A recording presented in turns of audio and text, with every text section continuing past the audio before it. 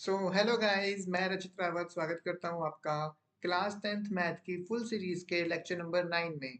आज हम देखेंगे चैप्टर नंबर 2, पॉलिनोमियल्स। इस चैप्टर में हम समझेंगे पॉलिनोमियल्स होता क्या है। आज की वीडियो में हम देखेंगे introduction of polynomials and exercise 2.1। So first of all, what do we understand by polynomials? Polynomials क्या होती हैं? Basically these are the equations.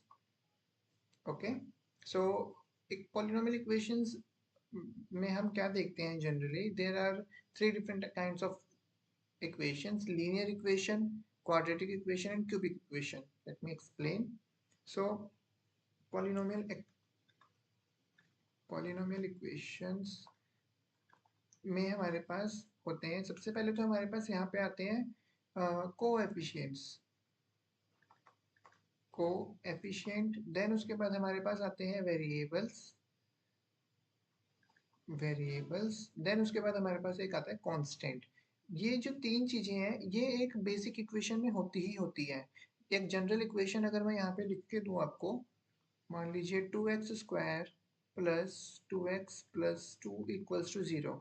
ये एक इक्वेशन है, ये एक जनरल इक्वेशन है मान लो, ठीक है।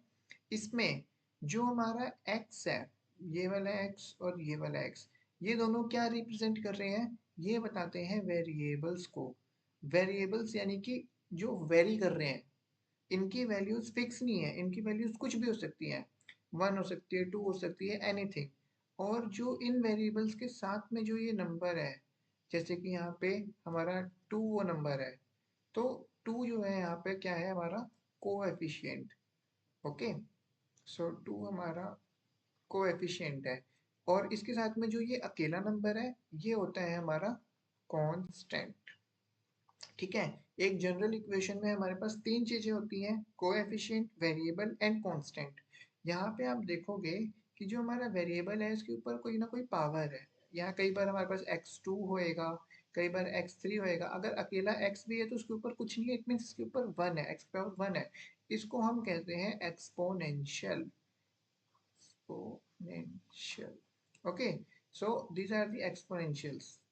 ठीक है, नेक्स्ट स्लाइड में चलते हैं। Okay, let me explain you here. हमारे पास सबसे पहले एक जनरल इक्वेशन क्या होती है? जनरल इक्वेशन हमारे पास होती है ax² plus bx plus c equals to में 0, जिसमें से हमारे पास सबसे पहले आता है कोएफिशिएंट। कोएफिशिएंट कौन कौन से हैं हमारे पास यहाँ पे? यहाँ पे a और b जो है कोफिशिएंट हैं। जब भी मैं कोएफिशिएंट बोलूंगा तो यहाँ पे तो जैसे ये दोनों प्लस प्लस के हैं, अगर माइनस के होंगे तो हम यहाँ पे विद साइन लेते हैं, माइनस का लिखेंगे, प्लस लिखने की जरूरत नहीं होती। ओके, जो हमारे पास यहाँ पे सेकंड चीज है वो है वेरिएबल। वेरिएबल्स मैंने आपको बताया जिनकी वैल्यू लगातार वेरी कर रही है या फिर जिनकी वैल्यू कंफर्म नहीं है अभी के लिए। इस इक्वेशन में हमारे पास एक ही वेरिएबल है, वो है x। ओके, अगले चैप्टर में हम देखेंगे टू वेरिएबल्स, जहाँ पे हमारे पास दो वेरिएबल्स होंगे x एंड y। अभी हमारे पास एक ही वेरिएबल है और इस केस में वो x है। And the third thing is constant.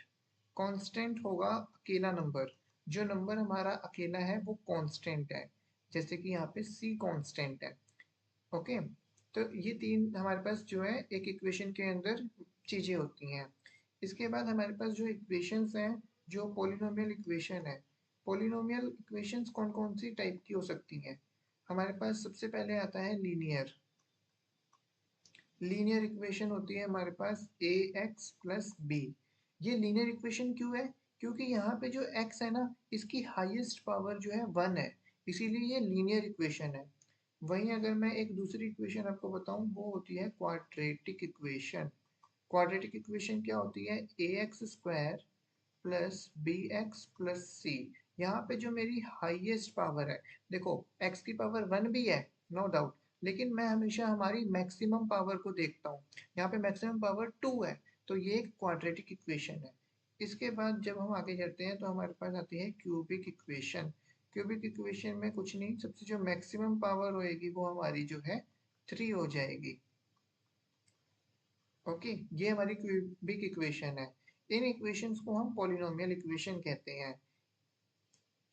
एक चीज हमारे पास आती है degree of polynomial. Degree of polynomial क्या होता है? Degree of polynomial basically define करता है कि हमारी इस इक्वेशन के कितने नंबर ऑफ जीरोस होने वाले हैं।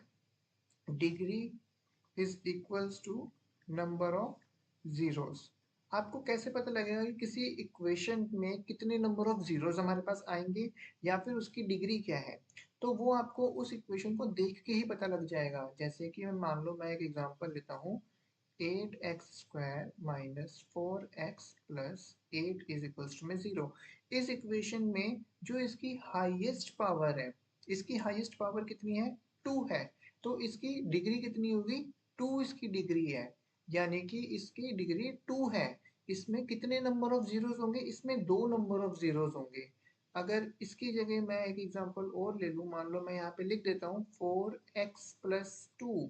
यहाँ पे मेरी जो हाईएस्ट डिग्री है वो 1 है, तो यानी कि 1 डिग्री है। यहाँ पे x के कितने जीरोस पॉसिबल है? सिर्फ एक जीरो पॉसिबल है। ओके, आई होप आपको ये चीजें समझ आ रही होंगी, मैं आपको जो समझाने की कोशिश कर रहा हूँ। ये हमारा बेसिक इंट्रोडक्शन है। इसमें मैंने आपको जनरल इक्वेशन बताई। ये हमारी जो जनरल इक्वेशन है ये क्वाड्रेटिक इक्वेशन की है, जिसमें मैंने आपको बताया कोएफिशिएंट क्या होता है, वेरिएबल्स क्या होते हैं, कांस्टेंट क्या होता है। उसके बाद पॉलिनोमियल्स में हमारे पास लीनियर इक्वेशंस आते हैं, क्वाड्रेटिक इक्वेशन आती है, क्यूबिक इक्वेशन आती है, और वो जनरल फॉर्म में कैसे लिखते हैं वो भी मैंने आपको बताया। देन थर्ड पॉइंट था हमारे पास डिग्री। डिग्री यानी कि नंबर ऑफ जीरोस कितनी है हमारी इक्वेशन में। हमारी इक्वेशन की जो हाईएस्ट मैक्सिमम पावर होती है वही जो है हमारा डिग्री होता है। इससे हमें पता लगता है कि नंबर ऑफ जीरोस कितने आएंगे हमारे पास। Okay, so this is the basic introduction. Next next is our exercise 1.2.1। 2.1 okay. इस चैप्टर में आपने देखा होगा, इस एक्सरसाइज में आके आपको जो आपका क्वेश्चन है, आपके क्वेश्चन में वो कहते हैं कि that you have a equation y is equals to में px। y is equals to में px, ध्यान रखना मैं क्या समझा रहा हूँ। y इज इक्वल्स टू में px, find the number of zeros. आपको नंबर ऑफ जीरोस फाइंड करने हैं ग्राफ को देखकर। ओके, तो यहाँ पे नंबर ऑफ जीरोस जब मैं फाइंड करने की बात कर रहा हूँ और मैं कह रहा हूँ y इज इक्वल्स टू में px है, तो इसका कहने का ये मतलब है कि मैं x की कौन सी वैल्यू डालूं कि मेरे पास जीरो वैल्यू आए यहाँ पे। तो आपको यहाँ पे ऐसे ग्राफ दे देते हैं। ये आपका x एक्सिस है, ये आपका वाई एक्सिस है, राइट। तो मान लो आपको ग्राफ दे दिया लाइक दिस, आपसे पूछा इसमें कितने नंबर ऑफ जीरोस है। So basically y is equals to में px है, आपको x की वैल्यूज पुट करनी है। आपकी x की वैल्यू जो है जीरो कब होगी? सो इस ग्राफ में हम देख रहे हैं कि जो हमारी ये लाइन है, ये एक्स एक्सिस को कितनी बार काट रही है, क्योंकि जितनी बार ये काटेगी उतनी बार इसकी वैल्यू जीरो आएगी। ओके, तो यहाँ पे हम देख सकते हैं कि जो हमारी लाइन है वो एक्स एक्सिस को एक भी बार इंटरसेक्ट नहीं कर रही है, तो यहाँ पे जीरो इसका आंसर आएगा। ओके, नेक्स्ट क्वेश्चन में देखो, अगर मान लो आपको एक ग्राफ ऐसे दे देते हैं, इसमें कहते हैं ये x x dash y dash and this is five, और आपको कोई ग्राफ मान लो ऐसे दे दिया। आपको इसमें बोला गया कि इसमें बताओ y इज इक्वल्स टू में पी एक्स कितना आएगा।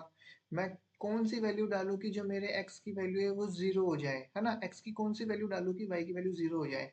तो y की देखो यार, सिंपल सी चीज है, ओरिजिन कहाँ पे है, लेट मी एक्सप्लेन यू। ये हमारा ग्राफ होता है, इस पॉइंट पे जो है मेरी वैल्यू 0,0 होती है ना।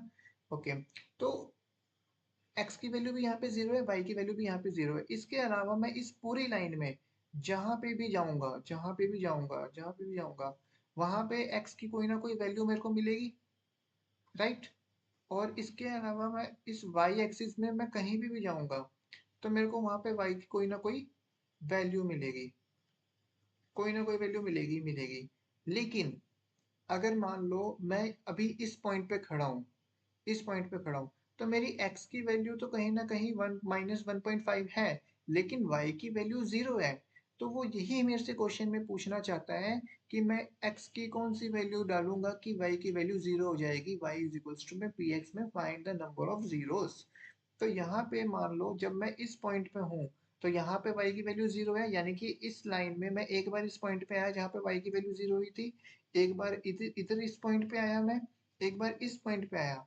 इसके अलावा जब मैं अब बच्चे सोचते हैं भाई यहाँ पे भी तो इंटरसेक्ट हो रहा है, यहाँ पे क्यों नहीं है? क्योंकि जब यहाँ पे इंटरसेक्ट हुआ है, ये वाई एक्सिस पे इंटरसेक्ट हुआ है। वाई एक्सिस पे इंटरसेक्ट होने का ये मतलब है कि एक्स की वैल्यू 0 है। हमें एक्स की वैल्यू 0 चाहिए? नहीं, हमें तो वाई की वैल्यू 0 चाहिए। वाई की वैल्यू 0 कब होगी? इस पॉइंट पे, इस पॉइंट पे और इस पॉइंट पे। तो यहाँ पे मेरा 3 बार इंटरसेक्ट कर रहा है, यानी कि मेरे पास नंबर ऑफ जीरोस 3 आएंगे। यहाँ पे 0 नंबर ऑफ जीरोस थे।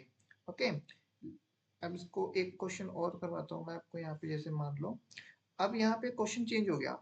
ठीक है, डोंट बिलीव कि हमेशा आपको y इज इक्वल्स टू में पी एक्स बोलेगा। आपको मान लेते हैं x इज इक्वल्स टू में पी वाई बोल दिया कि भाई बताओ कि y की वैल्यू क्या डालें कि x की वैल्यू 0 हो जाए। अब देखो, अब क्वेश्चन थोड़ा सा चेंज है। बच्चे कई बार क्या करते हैं, रट लेते हैं कि भाई ठीक है, जितनी बार x एक्सिस को इंटरसेक्ट करेगा उतना हम आंसर दे देंगे।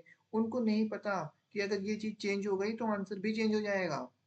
ठीक है, तो अब जैसे मान लो मैं एक इक्वेशन बनाता हूँ लाइक दिस। ये है मेरी इक्वेशन, ये मैंने लाइन बना दी। अब बताओ यहाँ पे x इज इक्वल्स टू 0 कब होएगा? x इक्वल्स टू 0 कब होगा? x इक्वल्स टू में 0 तब होगा जब मेरी लाइन y को इंटरसेक्ट करेगी। ठीक है, और ये मेरी y एक्सिस है।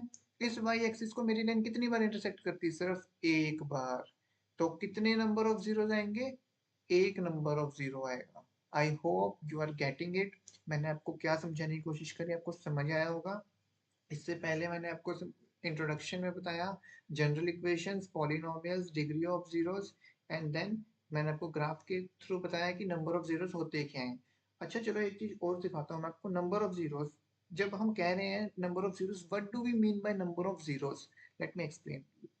मान लेते हैं हमारे पास है y इज इक्वल्स टू में let something 2x। Okay, y is equals to में 2x में मेरे को इसका y का नंबर ऑफ जीरोस बताओ। y का नंबर ऑफ जीरो का मतलब ये होता है कि कौन सा वो पॉइंट है जहाँ पे y की इक्वल में 0 आ जाए, यानी कि y की वैल्यू जो है 0 के इक्वल हो जाए। ठीक है, वो हम कैसे फाइंड करेंगे? उसके लिए हम जो है वैल्यूज को पुट करते हैं। बताओ, x की कौन सी वैल्यू पुट करूंगा कि यहाँ पे 0 बन जाएगा? मुझे पता है, मैं 1 2 3 4 जितना मर्जी डाल लूँ, कुछ ना कुछ वैल्यू आएगी है, क्योंकि यहाँ पे मल्टीप्लाई हो रहा है। तो जब भी मल्टीप्लाई होता है तो 0 मल्टीप्लाई एनीथिंग इज 0। तो मुझे x की वैल्यू यहाँ पे 0 डालनी चाहिए। तो यहाँ पे 2 मल्टीप्लाई 0 होगा और y की वैल्यू जो है 0 आ जाएगी। इसके अलावा एक एक नंबर ऑफ जीरो हमें पता लग गया कि एक नंबर ऑफ जीरो ये है। इसके अलावा एक भी नंबर ऑफ जीरो इसका नहीं है। क्यों मैं ये इतने कॉन्फिडेंस से कैसे कह सकता हूँ? क्योंकि look at the equation. Equation क्या थी मेरी? 2x। हाईएस्ट पावर कितनी है? हाईएस्ट पावर 1 है। नंबर ऑफ जीरो कितने एग्जिस्ट करेंगे? 1 ही करेगा, इसीलिए नंबर ऑफ जीरो यहाँ पे 1 है। आई होप आपको समझ आया होगा। ये बहुत इंपॉर्टेंट बात बताई है मैंने आपको। अगर ये चीज आपको समझ आई तो आगे नेक्स्ट लेक्चर में आपको बहुत हेल्प होने वाली है। Thank you guys, thank you for watching. This is all for today's lecture.